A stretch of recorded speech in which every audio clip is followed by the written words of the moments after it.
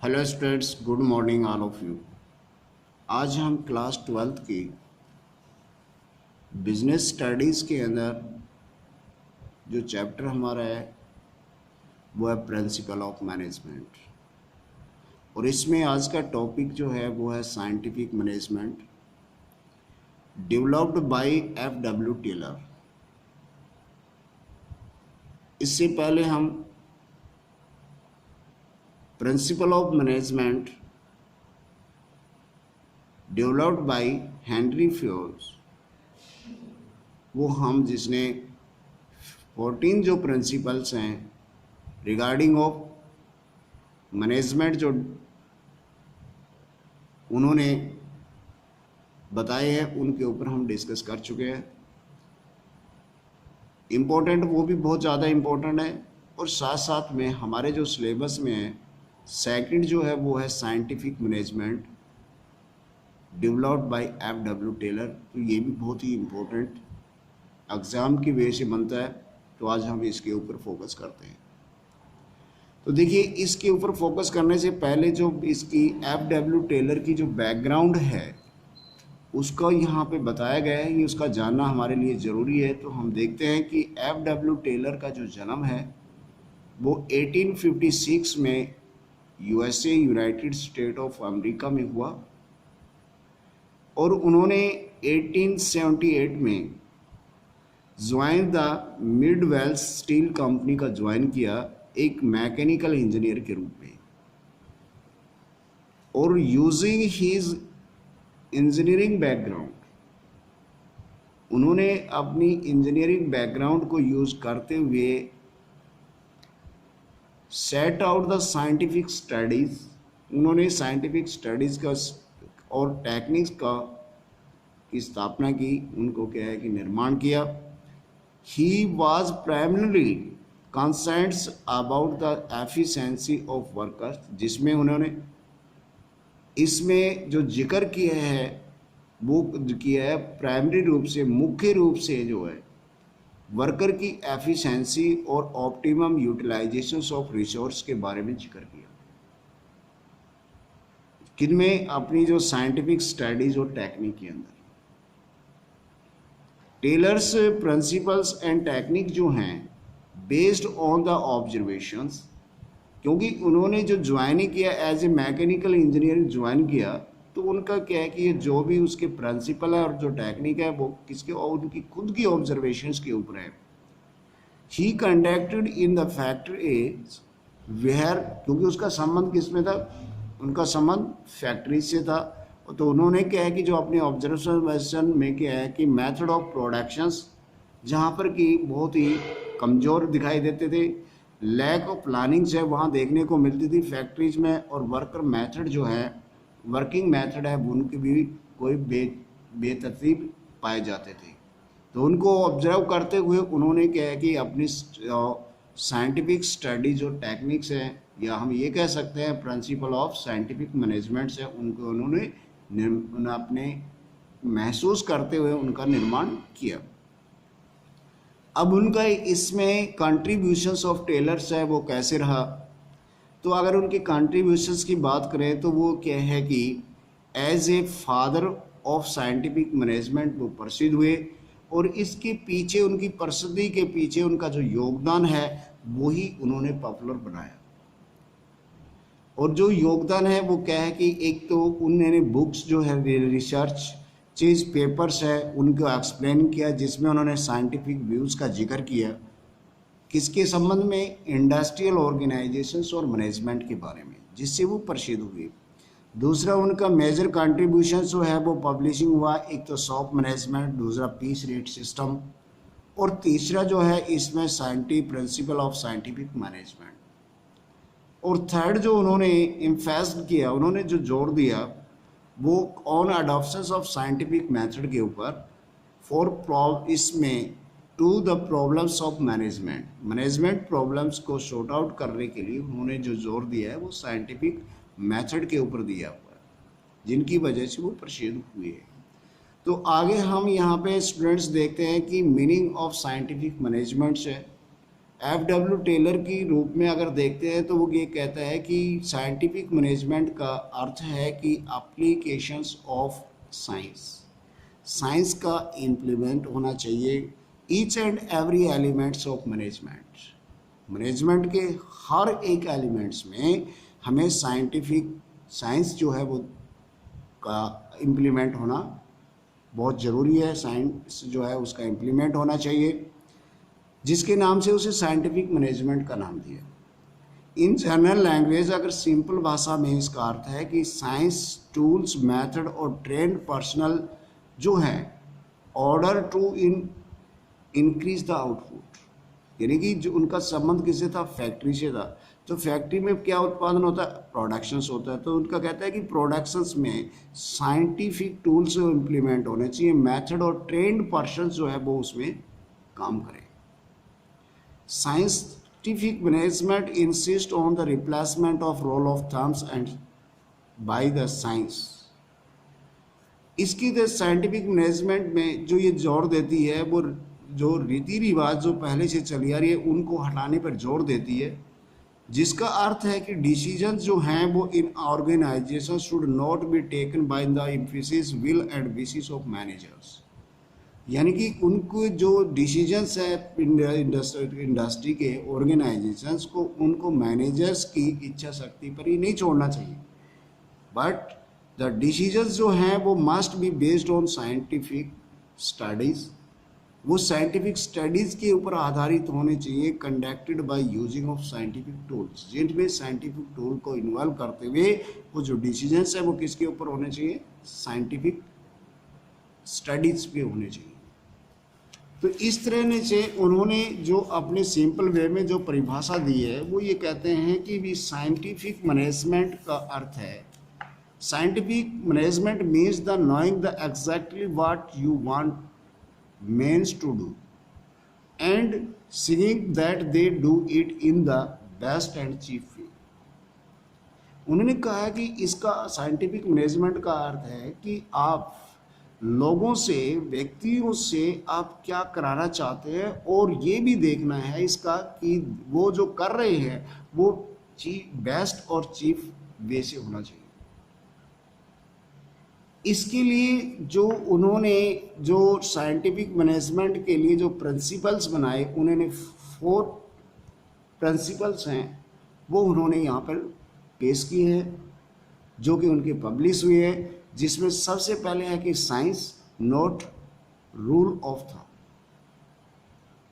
यानी कि जितने भी जो ऑर्गेनाइजेशंस के डिसीजंस है, उन्होंने अपने मीनिंग में ये कहा है कि उसमें साइंस की टूल्स है वो इन्वॉल्व होने चाहिए।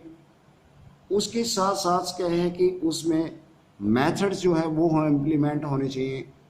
तो यहाँ पर इन्होंने साइंस के ऊपर जोर दिया है। तो according to this principle, Taylor insist that each job performed in the organisation, जो भी जॉब परफॉर्म की जाती है ऑर्गेनाइजेशन में, वहाँ should be based on scientific inquiries, वो साइंटिफिक इंक्वायरी के ऊपर होनी चाहिए, and not on the institutions experience and hits and miss methods. उन्होंने इसके बारे में ये कहा है कि they must have to thinking before doing, हमें कोई भी कार्य जो उसमें करने से पहले ये सोच लेना, which is not in case of rule of thumb, कि वो पहले से परंपरागत रूप से तो नहीं है। Rules of thumb means the dictatorships of managers, यानी कि वो मैनेजर जैसे कह दे वैसा उसका होगा, वो ऐसा नहीं होना चाहिए। इसका अर्थ where the scientific decisions are based on cause and effect, जबकि साइंटिफिक जो है वो डिसीजंस है वो किसके ऊपर, कारण और उसके प्रभाव के ऊपर होते हैं, डिपेंड करते हैं, जिनका मेजरमेंट होता है एक पर्टिकुलर मेथड की basis of productions. Taylor insist the introductions of science inquiries and dominance of management practice के ऊपर वो जोर देते हैं। इसके Taylor believed that there is only one best method to maximise efficiency. His method can be developed through the worker study and analysis।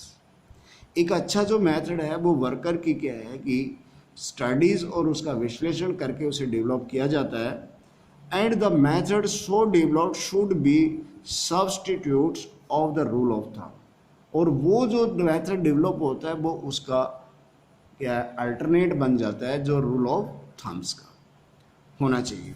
इसके बाद में ये कहता है कि हमारे पास जो हार्मनी नॉट डिस्कार्ड, यानी कि यहाँ पर सामंजस्य होना चाहिए रिसोर्सेज के अंदर, मैन पावर के अंदर, उसमें डिस्कार्ड नहीं होना चाहिए।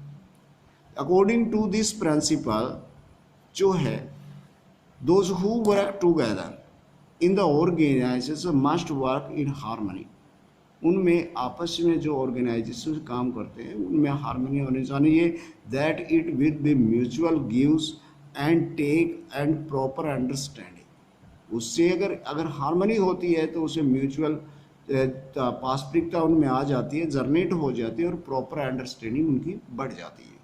जर्नली जो है it increase the organisations, generally क्या होता है every organisations there are the two group of people, वो कहते हैं कि हर संस्था के अंदर दो तरह के ग्रुप होते हैं लोगों के, एक तो वर्कर ग्रुप होता है और दूसरा मैनेजमेंट ग्रुप होता है।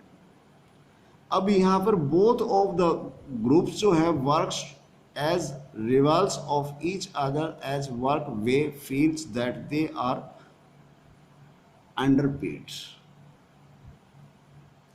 दोनों ही सोचते हैं कि वो अंडरपेड काम कर रहे हैं and their over burdens with the work, और उनके ऊपर बहुत ज़्यादा और बर्डन है। मैनेजमेंट ये सोचती है मेरे ऊपर बहुत ज़्यादा और बर्डन है, वर्कर ये सोचता है मेरे ऊपर बहुत ज़्यादा और बर्डन है। And management always feel that the workers are goods for nothing. तो यहाँ पे टेलर ये कहता है कि Taylor insist that there is the need of both the organisers to change their attitudes, तो इसलिए इनके अंदर आपस में दोनों की ही जो ग्रुप्स हैं इनमें अपने एटीट्यूड में बदलाव लाना चाहिए ईच अदर। उन्होंने ही इंसिस्ट, उन्होंने जोर दिया है कि म्यूचुअल जो मेंटल रिवोल्यूशंस के ऊपर, जो means the complete change of the attitude of each others, जिससे दोनों के अंदर अपने जो एटीट्यूड है उसको क्या है बदलने की जरूरत है, जिसे हम मेंटली रिवोल्यूशंस के रूप में जानते हैं। इसके बाद में हम यहाँ पर देखते हैं कि जो उन्होंने कहा है कि कॉपरेशंस नॉट इंडिविजुअलाइजेशन, यानी कि व्यक्तिता नहीं होनी चाहिए, उसमें सामंजस्य होना चाहिए। The principle is the extensions with the harmony not discord, ये इसके पे आधारित है कि हार्मनी होनी चाहिए नॉट डिस्कॉर्ड होना चाहिए। According to this principle, the worker must be carried in cooperations with each other. Worker को एक दूसरे के साथ क्या करना चाहिए, कोऑपरेशंस की जरूरत है, करना चाहिए विद द म्यूचुअल कॉन्फिडेंस, आपसी जो है विश्वास से, पारस्परिक विश्वास से, एंड अंडरस्टैंडिंग ईच अदर, एक दूसरे को समझने की कोशिश होनी चाहिए। Workers and managers must work of cooperations, इनके आपस में कोऑपरेशन होना बहुत ज़रूरी है। The management must take the workers in confidence, और मैनेजमेंट को भी है वर्कर को कॉन्फिडेंस में लेने की ज़रूरत होती है। इसके साथ साथ ही उन्होंने ये कहा है कि standard task them because the standard और target are to be set up in consultations of the worker, और मैनेजमेंट को ये चाहिए कि कोई भी का टास्क जो है वो करने से पहले उसको हमें क्या है टारगेट सेट करना चाहिए, और उसके अंदर वर्कर की क्या है कि सहमति होनी चाहिए। Then they will be try their best to achieve it, तो जिससे कि वर्कर जो है वो अपना 100% देने की कोशिश करता है। तो इस तरह से हम अगर देखते हैं तो यहाँ पे फोर्थ जो कहता है कि development of workers to their greatest efficiency and prosperities, यानी यहाँ पे जो वर्कर की जो है डेवलपमेंट, विकास जो है वो होना बहुत ज़रूरी है, जिससे उसकी एफिशिएंसी बढ़ती है और उसकी प्रॉस्पेरिटी आती है। Industrial efficiency depend upon the efficiency of worker, यानी औद्योगिक जो क्षमता जो है वो किसके ऊपर, वर्कर की एफिशिएंसी के ऊपर निर्भर करती है, ऐसा इन्होंने इसके अंदर जिक्र किया है। Workers efficiency depend upon the proper training and their selection. और वर्कर की जो एफिशिएंसी है वो उसकी प्रॉपर ट्रेनिंग और उसके सिलेक्शंस के ऊपर निर्भर करती है। Taylor insist due care should be taken while the selecting of employees. उन्होंने कहा कि एम्प्लॉयज का सिलेक्शन करते समय जिन बातों का ध्यान रखना चाहिए, and after they are selecting they must have given the according to their qualifications. और उनका जो है जॉब है वो उनकी क्वालिफिकेशंस के अकॉर्डिंग होनी चाहिए। Employees must have be sent their training. Employees को पर्टिकुलर जॉब के लिए जो सिलेक्शन है उसके लिए ट्रेनिंग होनी चाहिए, टाइम टू टाइम उसको अपडेट करने की नॉलेज को करिए। This will be ensure the greatest efficiency. इससे उसकी क्षमता बढ़ेगी, ज़्यादा क्षमता बढ़ेगी, prosperity of both the companies and worker को। इनसे दोनों ही वर्कर और कंपनीज को दोनों को फ़ायदा होगा। तो आज हम इसमें स्टूडेंट्स से क्या कि 4 प्रिंसिपल किए हैं, कल हम इसकी टेक्निक्स के ऊपर जिक्र करेंगे। Thanks, have a nice day.